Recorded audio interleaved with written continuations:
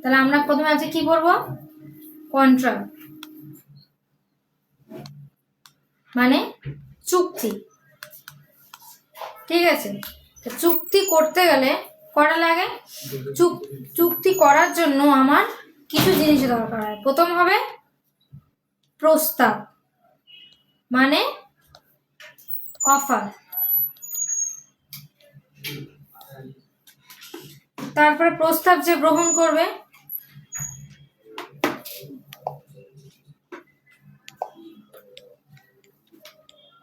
তোমার প্রস্তাব গ্রহণ হবে, প্রস্তাব গ্রহণের পরে হবে আমার স্বীকৃতি। প্রস্তাব গ্রহণ আর স্বীকৃতির একই জিনিস, প্রস্তাব গ্রহণ আর স্বীকৃতি আমার একই জিনিস। কেউ প্রস্তাব দেবে আর কেউ প্রস্তাব গ্রহণ করবে। প্রস্তাব মানে কেউ অফার দেবে, কেউ অফারটাকে অ্যাকসেপ্ট করবে। ঠিক আছে, তারপরে আমার কি আসবে, সম্মতি, যে না আমি অ্যাকসেপ্ট করলাম, তারপর আসলো আমার সম্মতি। তারপরে আমার কি হলো, কনসিডারেশন। কনসিডারেশন মানে প্রতিশ্রুতি। ঠিক,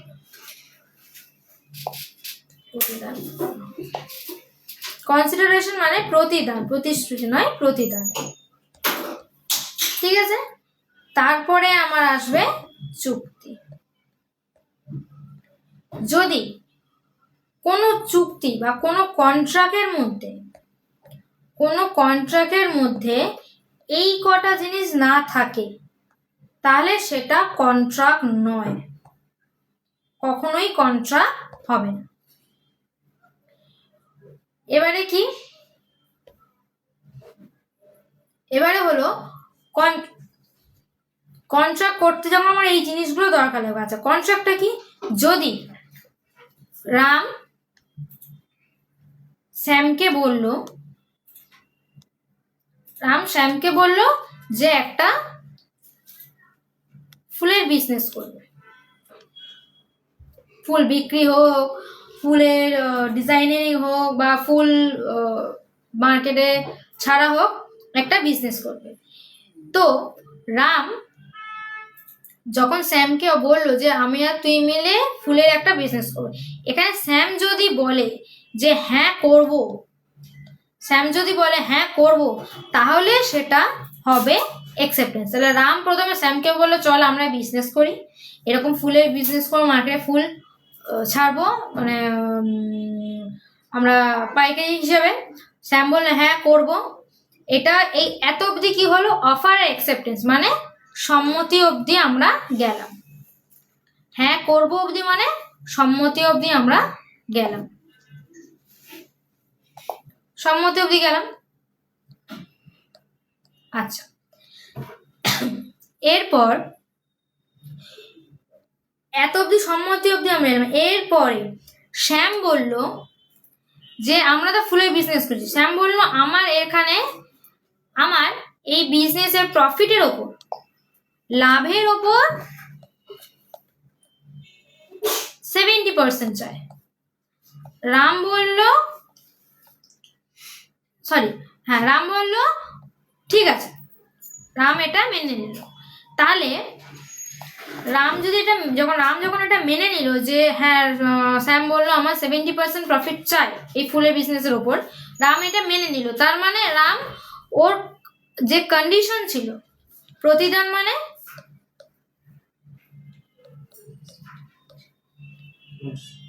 কনসিডারেশন, প্রতিদান মানে কনসিডারেশন।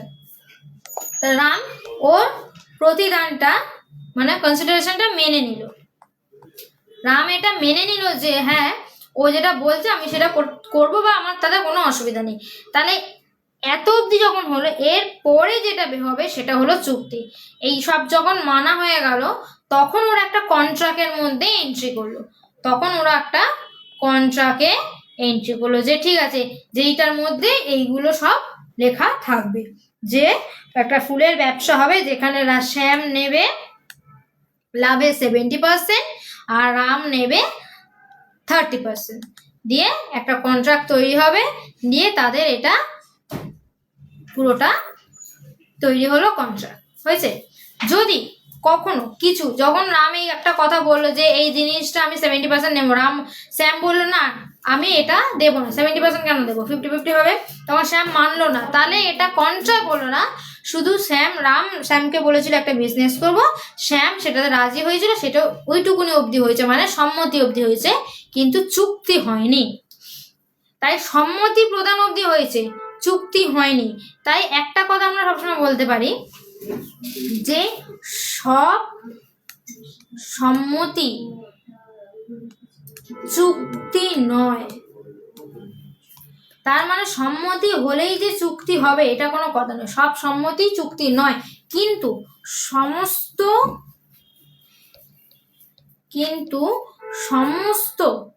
চুক্তি সম্মতি,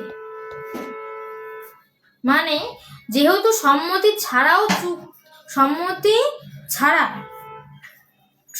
ছাড়া চুক্তি হয় না, তাই সমস্ত চুক্তি সম্মতি হবে, কিন্তু চুক্তি করার আগে সম্মতি যেহেতু করতে হয়, তাহলে চুক্তি না হলেও সম্মতি করা যাবে, মানে এগ্রিমেন্ট করা যাবে। চুক্তি না হলেও আমার এগ্রিমেন্ট করা যাবে, চুক্তি না হলেও আমার এগ্রিমেন্ট করা যাবে। ঠিক আছে? আচ্ছা, এবার এটা আমার গেল কন্ট্রাক্ট। এবারে কন্ট্রাক্ট কটা, চুক্তি কত প্রকার, কন্ট্রাক্ট কত প্রকার।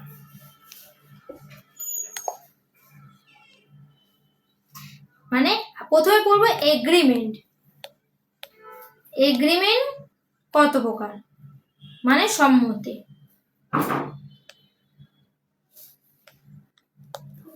সম্মতি কটা, তিনটে ভাগ। সম্মতির কটা, তিনটে ভাগ। একটা হচ্ছে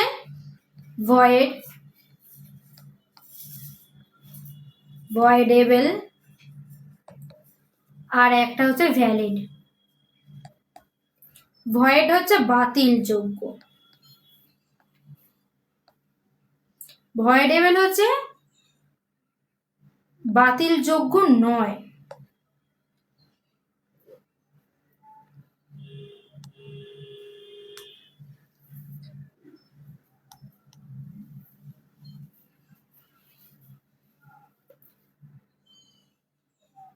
সরি বললাম, ভয়েড হচ্ছে অবৈধ,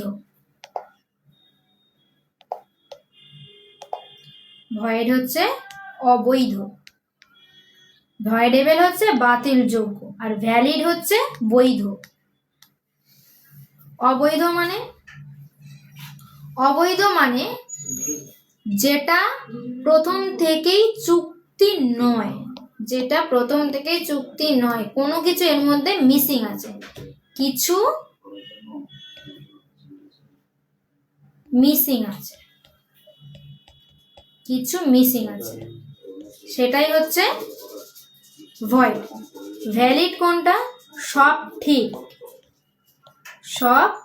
ঠিক আছে, সেটাই হচ্ছে ভ্যালিড। আচ্ছা, ভয়েডেবল কোনটা, ভয়েডেবল হচ্ছে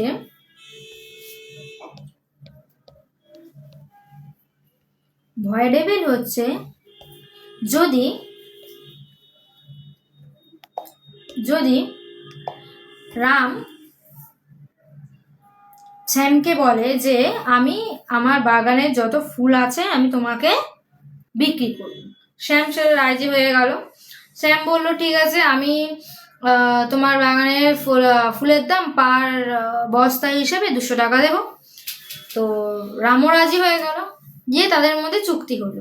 এবার রামের বিশেষ কোনো দরকারে রাম তার বাগানের কিছু ফুল শ্যামকে বিক্রি না করে অন্য কাউকে বিক্রি করলো, কারণ তার বিশেষ কোনো রিজন ছিল। তো রিজন বিক্রি করলো, বাকি যা ফুল ছিল সব শ্যামকে বিক্রি করলো। এই কিছু ফুল যখন রাম শ্যামকে বিক্রি না করে অন্য কাউকে করলো, শ্যাম তখন কি করতে পারে, রামের ওপর ব্রিচ অফ কন্ট্রাক্ট, মানে কন্ট্রাক্ট ভেঙেছে, যেহেতু সব ফুলই শ্যামকে বিক্রি করার কথা ছিল, কিন্তু সেই জিনিসটা ভেঙেছে, সেই জিনিসটা ভাঙাতে শ্যাম রামের ওপরে কন্ট্রাক্ট ব্রিচ করার একটা এলিগেশন দিতে পারে যে আমার সঙ্গে কন্ট্রাক্ট ও ব্রিচ করেছে, ওর জিনিস আমি নেব না। কিন্তু রাম সেটা না করে রাম বুঝলো যে শ্যাম নিজস্ব কোনো প্রবলেমের কারণেই কাজটা করেছে, বুঝে সে রামকে বললো ঠিক আছে তোমার যতটুকুনি আছে আমি সেইটুকুনিরই কিনে নিচ্ছি, আমি সেইটুকুনিরই দাম দেবো। এই জায়গাটা যখন শ্যাম কনসিডার করলো বা শ্যাম বুঝলো, সেই হিসাবে তাদের কন্ট্রাক্টটা সে করলো না ভেঙে, এইটাকে বলা হচ্ছে ভয়েডেবল কন্ট্রাক্ট। ঠিক আছে, এবার এটা তো আমরা কন্ট্রাক্ট বললাম। এখানে আমরা পড়ছিলাম এগ্রিমেন্ট মানে সম্মতি। তাহলে এগ্রিমেন্টটা কি? ঠিক যেরকম কন্ট্রাক্ট করলাম ঠিক সেই রকমই হলো আমার এগ্রিমেন্ট। মানে ভয়েড এগ্রিমেন্ট বলতে এগ্রিমেন্ট করার সময় দুটো পক্ষের একটা পক্ষ তোমার প্রস্তাব দেবে, একটা পক্ষ গ্রহণ করবে। যদি একটা পক্ষ প্রস্তাব দেয় একটা পক্ষ গ্রহণ না করে তাহলে সেটা সম্মতি নয়, তাহলে এটা ভ্যালিড এগ্রিমেন্ট হলো না, মানে বৈধ সম্মতি হলো না, তাহলে সেটা হচ্ছে গেল ভয়েড হয়ে গেল, মানে বৈধ সম্মতি হলো না, অবৈধ হয়ে গেল। আচ্ছা, যখন একজন প্রস্তাব দেবে আর একজন কোনো প্রবলেম না করেই গ্রহণ করবে, যখন একজন প্রস্তাব দেবে আর একজন কোনো প্রবলেম না করে গ্রহণ করবে, সেটা হয়ে গেল ভ্যালিড মানে বৈধ, সেটা হয়ে গেল ভ্যালিড। ভয়েডেবলটা কি জিনিস? ভয়েডেবল প্রস্তাবও একই রকম, ভয়েডেবল সম্মতিও একই রকম জিনিস, যে একজন প্রস্তাব দিল আর একজন গ্রহণ করলো, তারপরে যখন কন্ট্রাক্টে এন্ট্রি করছে, যখন চুক্তি তাদের মধ্যে হচ্ছে, তখন সে যে প্রস্তাবটা দিয়েছে তার কিছু জিনিস সে ব্রিচ করেছে, ভেঙে দিয়েছে, তখন কি হবে? তখন একজন পার্টি মানে শ্যাম যদি চায় রামের ওপরে কেস করতে পারে বা রামের ওপরে এলিগেশন আনতে পারে যে আমি ওর সাথে কন্ট্রাক্টে এন্ট্রি করবো না, ওর সাথে আমার যখন এগ্রিমেন্ট হয়েছে সেই এগ্রিমেন্টটা ও রাখেনি বা এগ্রিমেন্টটা ও করেনি সেরকম ভাবে। তো এই ব্যাপারে তখন শ্যাম বলতেই পারে, কিন্তু এই জিনিসটা দুজনের মধ্যে যখন আন্ডারস্ট্যান্ডিং হয়ে যাবে তখন সেটা হয়ে যাবে ভয়েডেবল সম্মতি মানে ভয়েডেবল এগ্রিমেন্ট। ঠিক আছে, আচ্ছা তাহলে কন্ট্রাক্ট বললাম, ঠিক যেরকম এগ্রিমেন্ট বললাম সেরকম কন্ট্রাক্ট বললাম, ভয়েডেবল এগ্রিমেন্ট ভয়েডেবল কন্ট্রাক্ট। আচ্ছা, এবারে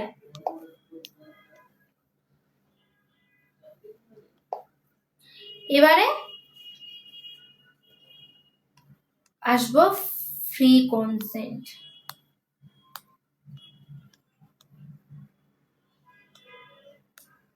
ফ্রি কনসেন্ট মানে স্বেচ্ছাচার। স্বেচ্ছাচার জিনিসটা কি? ফ্রি কনসেন্ট মানেই তোমরা বুঝতে পারছো যে কোনো কিছুতে কনসেন্ট দেওয়া, নিজের মর্জিতে কনসেন্ট দেওয়াটাই ফ্রি কনসেন্ট। এটা পাঁচটা হয় বলতে 5 প্রকারের নয়, এই 5টা জিনিস থাকলে কোনো কন্ট্রাক্টের মধ্যে যদি এই 5টা জিনিস আমরা লক্ষ্য করি তাহলে সেটা কোনোভাবেই ফ্রি কনসেন্ট নয়। আর একটা জিনিস আমাদের মনে রাখতে হবে, কন্ট্রাক্ট করার সময় ফ্রি কনসেন্টটা মাস্ট, ফ্রি কনসেন্ট না থাকলে কন্ট্রাক্ট হবে না। তাহলে কন্ট্রাক্টের মধ্যে কোন 5টা জিনিস থাকলে বুঝতে পারবে যে সেটা ফ্রি কনসেন্ট নয়? প্রথম তো আমরা বললাম যে প্রস্তাব দেবে, তারপর প্রস্তাব গ্রহণ করবে, তারপর এগ্রিমেন্ট, সেটা থেকে এগ্রিমেন্ট হবে মানে সম্মতি হবে, তারপরে প্রতিদান মানে কনসিডারেশন কিছু হবে, তারপরে চুক্তি হবে। এই কটা বললাম আমরা। প্রথমে বললাম এই 5টা জিনিস থাকলে, প্রথমে বললাম কি? প্রস্তাব, স্বীকৃতি, তারপরে বললাম সম্মতি,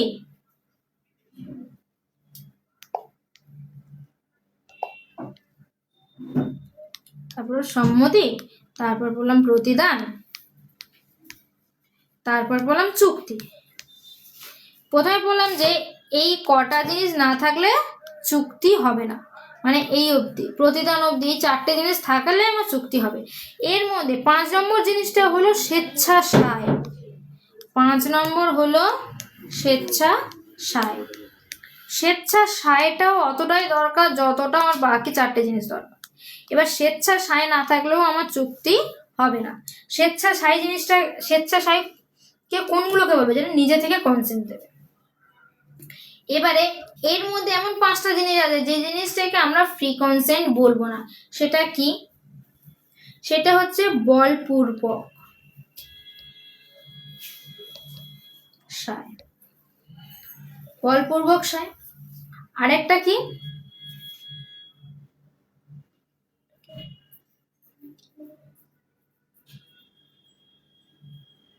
ইংলিশে বলে undue influence.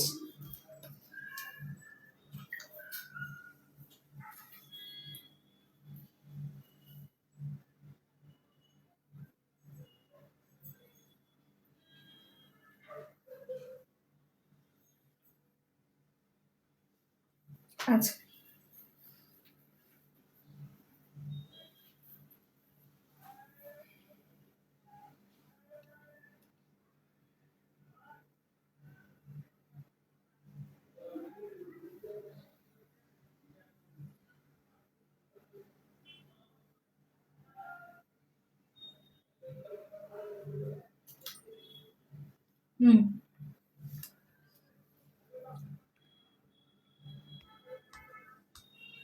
coercion, undue influence,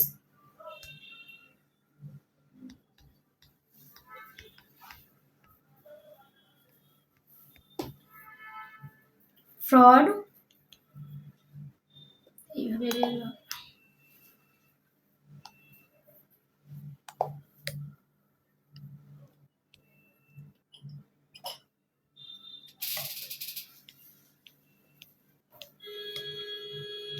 coercion,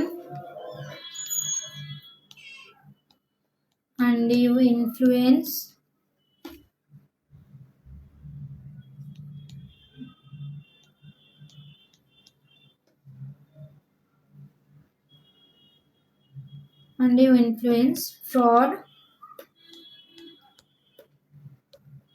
misrepresentation,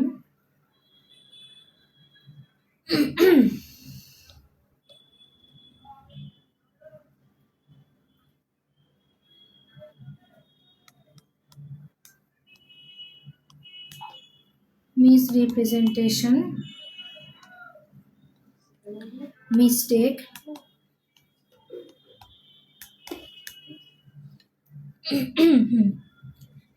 তাহলে এই 5টা জিনিস থাকলে আমরা বলবো যে এখানে ফ্রি কনসেন্ট নেই।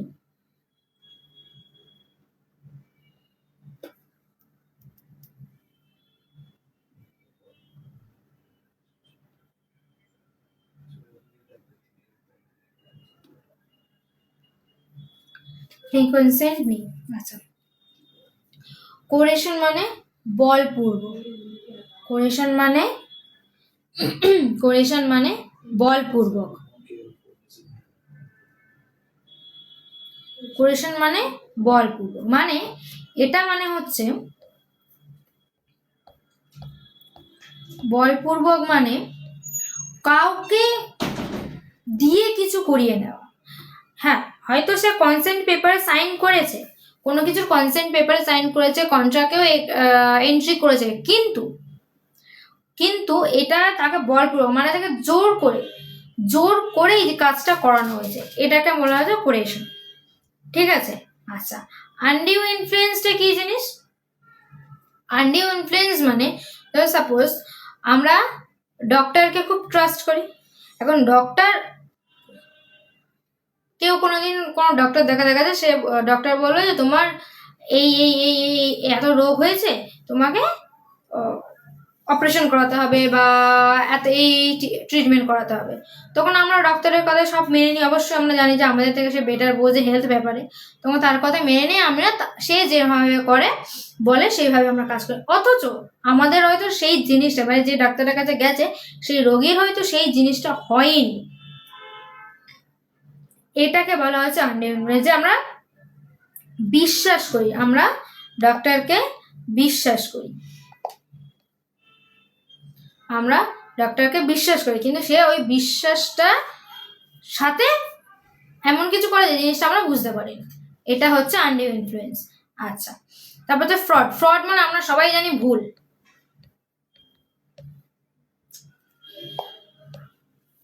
ফ্রড মানে আমরা সবাই জানি ভুল। ভুল মানে ফ্রড মানে ভুল নয়, ফ্রড মানে হচ্ছে প্রতারণা করা।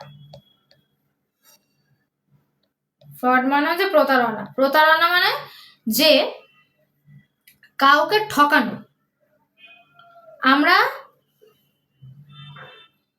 আমি ইচ্ছা করে যদি কাউকে এখন বলি যে সাপোজ কথা আমি একটা ফোন বিক্রি করতে চাই, আমি বললাম যে এই ফোনটা আমি জাস্ট 1 মান্থ হয়েছে কিনেছি, আমি বললাম যে এই ফোনটা আমি জাস্ট 1 মান্থ হয়েছে কিনেছি, কিন্তু আদৌ ফোনটা আমার হয়তো 2 বছর হয়ে গেছে। 1 মান্থ হয়েছে বলে কিনেছি বলে আমি একজনকে বিক্রি করে দিলাম, অথচ ওই যে আমার 2 ইয়ার হয়ে গেছে, অথচ ফোনটা আমার হয়তো 2 ইয়ার হয়ে গেছে।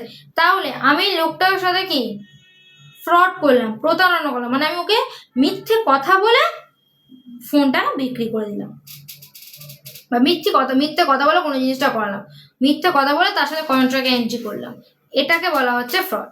আচ্ছা, মিসরিপ্রেজেন্টেশন মানে তুমি হয়তো ভুল জানতে, তুমি ভুল জানতে তাই কাউকে ভুল বলেছো। মানে ধরো তুমি একটা প্রোডাক্ট বিক্রি করতে গেছো,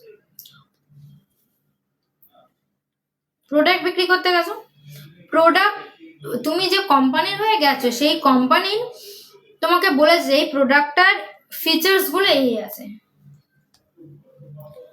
তুমি যে কোম্পানির হয়ে গেছো সেই কোম্পানি বলেছে প্রোডাক্টটার ফিচার্স এই আছে, তো তুমিও যে ক্লায়েন্টকে বা যে কাস্টমারকে প্রোডাক্টগুলো দেখাচ্ছে তুমিও তাকে ফিচার্সই বলেছো, তুমি তো পার্সোনালভাবে প্রোডাক্ট ইউজ করোনি, তা তুমি জানবে না। তো যখন তুমি বলে যে এই প্রোডাক্টের এই ফিচার্সগুলোই এই আছে, প্রোডাক্টের এই অ্যাডভান্টেজগুলো এই আছে বলেছো, কিন্তু যে ইউজ করেছে তখন দেখলে যে অ্যাডভান্টেজের কথা তুমি বলেছো আদৌ সেই অ্যাডভান্টেজ কিছুই নেই। কিন্তু এখানে ফ্রডটা কে করলো? ফ্রডটা তুমি করলে না, ফ্রডটা করলো কোম্পানি। তুমি যেটা জানতে তুমি সেটাই বলেছো, তুমি করোনি। তাহলে তোমার সাথে তুমি যা জানতে তাই বলেছো, তাহলে তুমি করছো কাজটা মিসরিপ্রেজেন্টেশন, মানে ভুল ধারণা তোমার ছিল, তুমি ভুল ধারণাটাই দিয়েছো। কিন্তু তোমার সাথে যে কাজটা করলো, যে কোম্পানি যে কাজটা করছে সেটাকে বললো ফ্রড। কোম্পানি যেটা তোমার সাথে করেছে সেটা ফ্রড, আর তুমি যেটা কাস্টমারের সাথে করেছো সেটা মিসরিপ্রেজেন্টেশন, মানে ভুল ধারণা যেটা তোমার ছিল সেই ভুল ধারণাটাই লোককে দিয়েছো। তুমি যা জানতে তুমি সেটাই জানিয়েছো, বাট তুমি নিজেই ভুল জানতে। এটা হচ্ছে মিসরিপ্রেজেন্টেশন। মিস্টেকটা কি জিনিস? মিস্টেক হচ্ছে ভুল। মিস্টেক মানে ভুল, মানে এখানে মিস্টেক মানে ভুল মানে কি বলতে চাইছে? এখানে বলতে চাইছে তুমি একটা গাড়ি কিনেছো, গাড়ি 1 বছর পরে গাড়িটা বিক্রি যখন করছো তখন গাড়িটা খারাপ বলে বিক্রি করছো বা গাড়িটা খারাপ হয়ে গেছে বিক্রি করছো না, গাড়িটা বিক্রি এই কারণে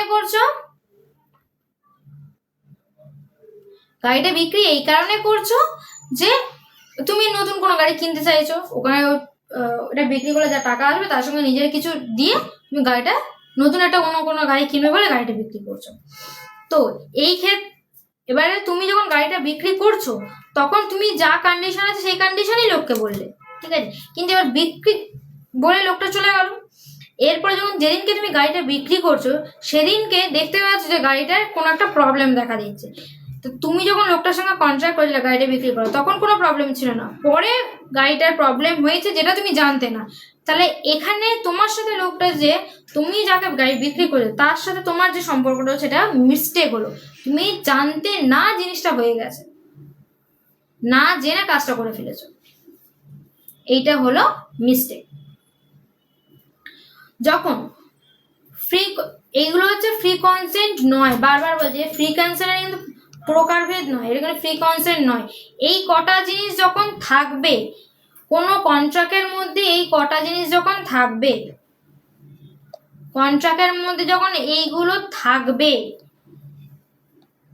তাহলে সেটা ভ্যালিড নয়, তাহলে সেটা ভ্যালিড কন্ট্রাক্ট নয়, তাহলে সেটা ভ্যালিড কন্ট্রাক্ট নয়। ভয়েড, প্রথম থেকেই ভয়েড, ভয়েড মানে প্রথম থেকেই বাতিল, ভয়েড, তাহলে সেটা ভয়েড হবে, তাহলে সেটা ভয়েড হবে। ভয়েড মানে প্রথম থেকেই বাতিল, প্রথম থেকেই বাতিল মানে, তাহলে সেটা ভয়েড হবে মানে প্রথম থেকেই বাতিল, প্রথম থেকেই বাতিল মানে এটা কোর্ট অ্যাপ্লিকেবল নেবে না, এটা কোর্ট কখনোই, কোর্টে কখনোই এটা জমা পড়বে না, কারণ তোমার এটা কন্ট্রাক্টই নয়, এটা কন্ট্রাক্ট রেডিই হয়নি। যখন এইগুলো থাকবে, এইগুলো ফ্রি কনসেন্ট নয়, এইগুলো ফ্রি কনসেন্ট নয়, ফ্রি কনসেন্ট ছাড়া কন্ট্রাক্ট হবে না। যখন এইগুলোর মধ্যে কোনো একটা থাকবে তাহলে সেটা ভয়েড কন্ট্রাক্ট, ভ্যালিড নয়, তাহলে সেটা কখনোই তোমার কোর্টে জমা পড়বে না। এবার কন্ট্রাক্ট কে কে করতে পারে, এবারে কন্ট্রাক্ট কে কে করতে পারে। 1 নম্বর 18 এর উপরে হতে হবে, 18 এর উপর বয়স হতে হবে,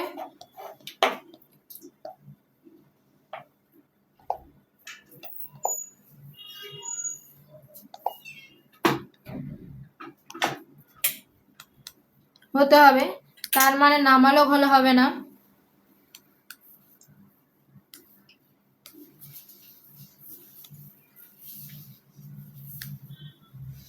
নাবালক হলে হবে না। 2 নম্বর,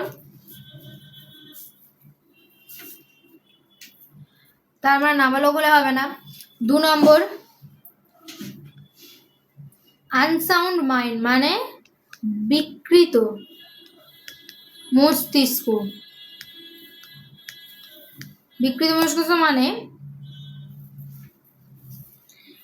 আনসাউন্ড মাইন্ড, আনসাউন্ড মাইন্ড মানে, আনসাউন্ড মাইন্ড মানে, আনসাউন্ড মাইন্ড মানে পাগল, যার মাথার প্রবলেম আছে বা এমন কিছু যে কন্ট্রাক্ট করার তার সিচুয়েশন নয়, এইরকম কেউ কন্ট্রাক্ট করতে পারবে না। 3 নম্বর কি হতে হবে,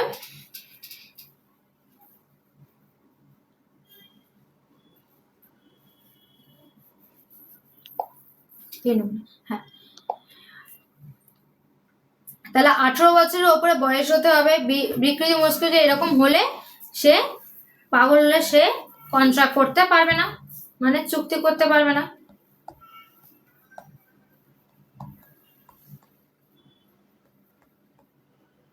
সে চুক্তি করতে পারবে না। আচ্ছা আচ্ছা, তাহলে চুক্তি করার জন্য আমাকে তো 18 বছরের বয়সের উপরে হতে হবে আর সুস্থ মস্তিষ্কে হতে হবে, এটা হয়ে গেল। আচ্ছা, আর বাকি যেটা থাকবে, বাকি তোমাদের মেইন টপিকের মধ্যে যেগুলো ছিল সেগুলো আমি বলে দিচ্ছি, বাকি যেগুলো আছে টুকটাক যে টপিকগুলো আছে সেগুলো আমি আবার নেক্সট ক্লাসে বলে দেবো।